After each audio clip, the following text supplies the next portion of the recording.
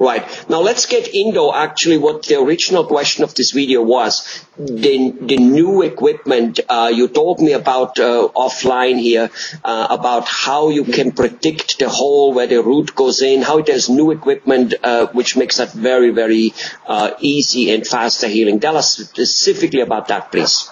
Well, let me tell you, traditionally when implants were placed in the earlier years, the dentist would numb up the patient, make an incision in the gum, push the gum aside. We call that raising a flap. They would find a position where they want to put the implant and put it in the jawbone.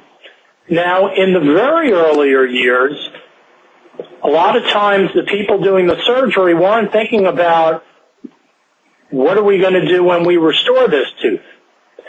So a lot of times implants were placed where the bone was, but where the bone was not necessarily where the implant should have been placed.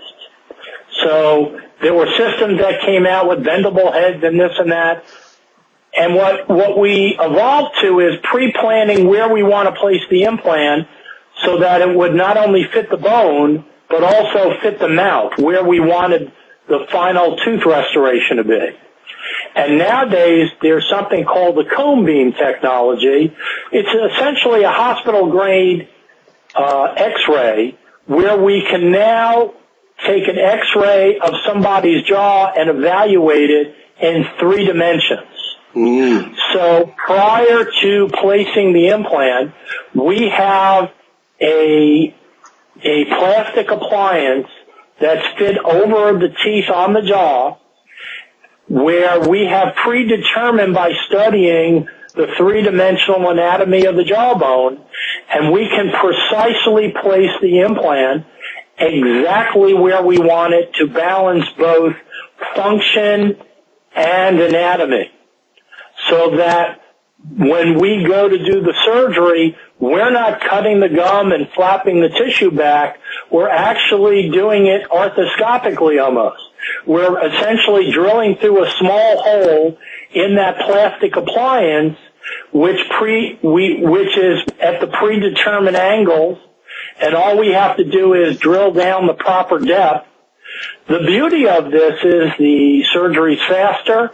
We don't have soft tissue manipulation. And by the second day, the patient is literally on no pain medication because the jawbone itself has very limited nerve supply. Most of the past discomfort from implant surgery was from post-op inflammation of the soft tissue. And since we're not flapping it, we're not manipulating it anymore, patients are amazed at how comfortable the procedure is and how quickly they heal. Wow. And that's especially when it comes to dentistry where, all of us are still running around with the pictures from when we were very young or even our parents of dentistry is like that's the worst thing in life apparently.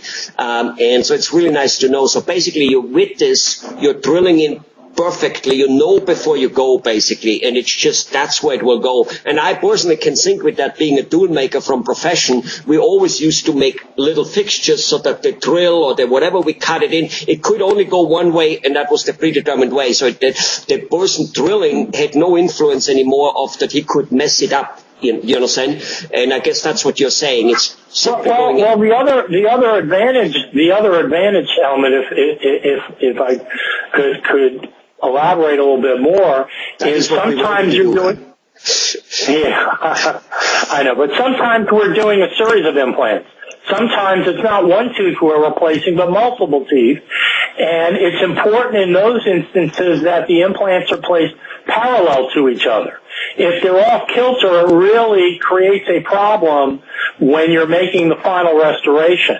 That's another beauty of pre-planning where you're placing these implants, that things can be put in proper alignment. It takes the guesswork out of it.